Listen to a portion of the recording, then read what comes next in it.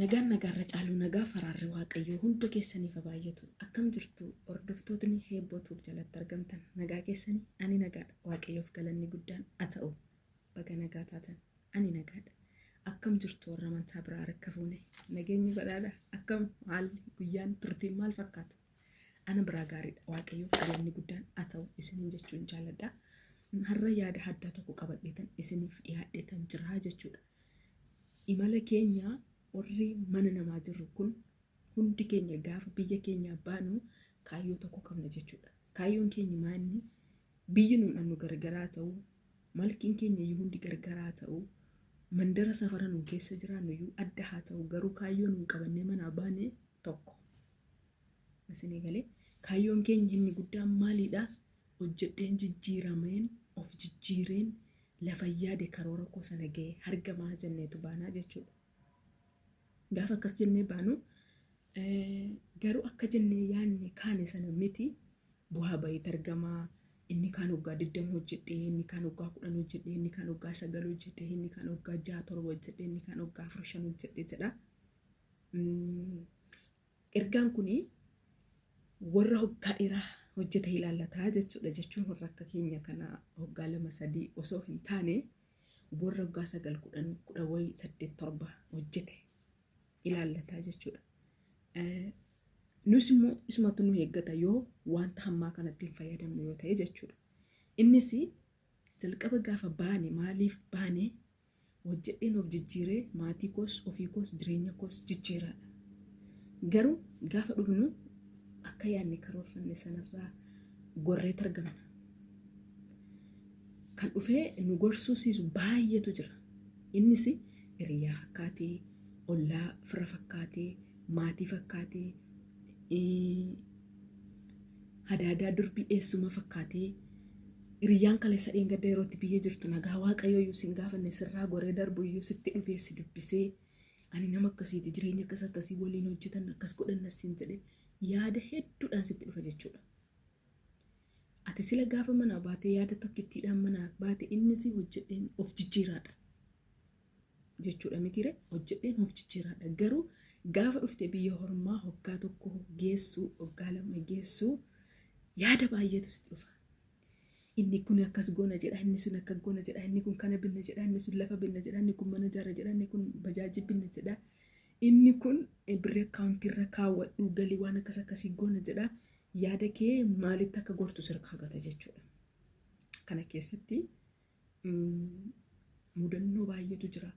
Kanaan waggaa 10, waggaa 9, waggaa 8, waggaa 7 lakkoofsiftuu jechuudha jireenya keessan.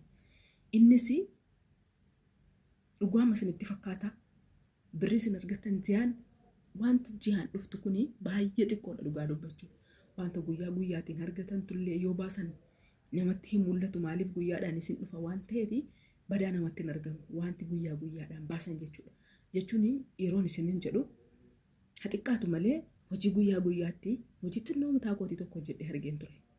Egaa innis chaalenjiidha jireenya kootii mudannoo jireenya kootii booddee isiniif nan qooda isiniin jedheetan ture. Wanti jechuudha baasiin yerootti baaftu galiinsaas yerootti dhufu hanga kanatti yoo baaste badaasitti mul'atu akkas hamma keessa jiru kana jechuudha. Yooma fakkeenyaaf hojiin kee birrii 10 yoo ta'e galiin kees birrii 10 yoo ta'e amma birriin 10 hojiirra jiru jechuudha. Taaskiin iyyuu birrii 50 dhibba mitire isa yeroo waggaa 5-6 isin taasaa jira.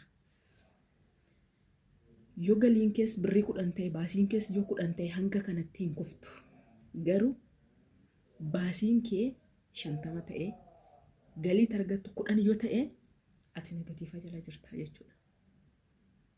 Isinii galee yeroo sanatti bakka baasiif galii keessan kana adda baaftanii yoo hin hirrenne yoo ol hin ilaallanne miidhamaadha yeroo kamiyyuu. Ji'aani nuuni kan nuun argannu persentiidhaan wanta lakkaa'ame bira gahamuudha. Galiin keenya xiqqoodha jechuudha. Baasiin keenya immoo waan nuun argannu sana ol ta'e argameennaan yeroo kamiyyuu nuuni miidhamuudha jechuudha.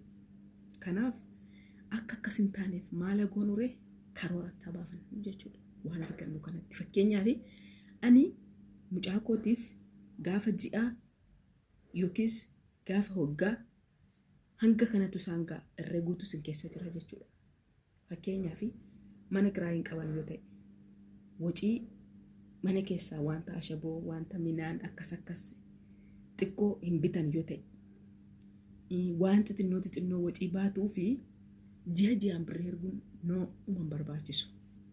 Maaliifree Waaqayyoof galatu minaan mana jira manni kiraa miti bishaan hanga kanatti ibsaan ji'aan birrii xiqqoodha baay'een hin kaffalamu ibsaan illee birrii xiqqoodha baay'een hin kaffalamu mindaan kee ji'a tokkooyyuu faa yoo goote jechuudha ofumarraa kuttee mindaa ji'a tokko yoo targite iyyuu hanga waggaa tokkootti ga'uu danda'a jechuudha. Kuni dhugaa jirtuudha waan hin argedhas. Sanii galee maaliif yoo minaan bittu ta'e immoo minaan hanga waggaa tokko xaafii kuntaala tokko yoo bitee waan itti makamu walakkaa yoo bitee wanta biratti ruuzii makaroona minaamin wanta hojjetatan xixinnoo yoo biratti bitee herrega mataa keessanii hojjechuu jechuudha kun. Herrega fi keessanii ejjettanii bira geessan kun gahaadha bakka xaabuudha jechuudha. Hanga kanatti herrega kana herreddanii bira hin geenyetti yeroo kam kun warra bultii keessa jiru qofa ilaallata jechuudha laagaruu yaada koo hubadhaa.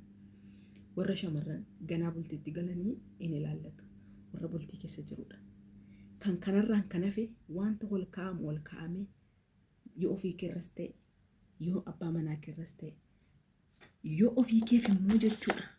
Akkaawuntii qabda yoo ta'e yoommoo akkaawuntiin qabdu ta'e si galee ATM kuno tiray ndee ma ATM kuno ATM kana manii banadheetan dhufee jechuudha. ATM kee kan as teessee baatee baaftee herguu galchuu fudhachuu hin dandeessa. Lekki kanuma iyyuummoo miti yoo jettanis kunoo bilbilarra jira haappii buufattanii kan isin itti fayyadamtan jechuudha.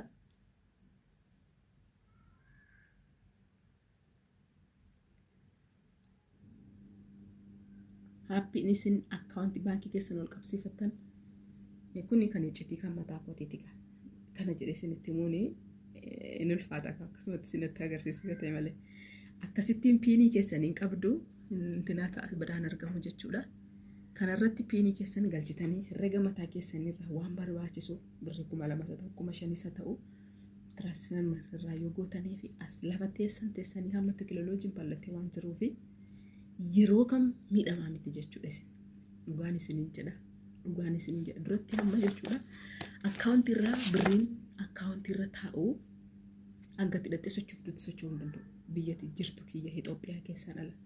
Amma garuu Waaqayyoof galanni haa ta'u ergan imala koo gara Saawudii ta'ee deebi'ee booddee waan baay'ee waan inni irraa baradhee fi ATM kee yoo barbaadde mobaayil baankii kee asirratti Awwaashiin, Nigidiin, Oromiyaan, Siiqii waan hundumtuu waan itti filatti appilikeeshinii irratti fe'attee maaliif faayidaa kee kanaa wajjin wal qabsiifachuu qofaa jechuudha.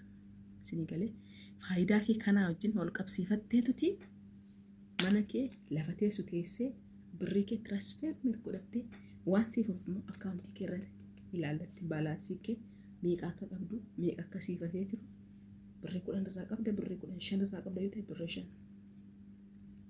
Isinii galee akkasittiin yoo ta'e yeroo salphaa yeroo gabaabaa gidduutti waggaa 4-5 kan hin guunnetti jijjiiramne biyya keenya galla. Akka akkasin taane garuu yoo akkasin taane galii keenyarra baasiin keenya yoo deeme biyya namaatti waggaa 20 waggaa 10 waggaa 9 lakkaa'uudhaan isiniin jedha. Yaada koo kanarratti gaaffii kan qabaattan koomentii jalatti na gaafadha. Ammaaf isinitti dheeressu yaada koo kanarratti hin goolabaa. Yoo isinitti tole paartii 2, paartii 1, paartii 3 itti fufaa yaada keessan koomentii jalatti naaf qoodaan dhaamsa kiyyaa. Bye isinin jaalladhaa olmaa gaarii qabaadhaa ulfaadhaa galatooma family.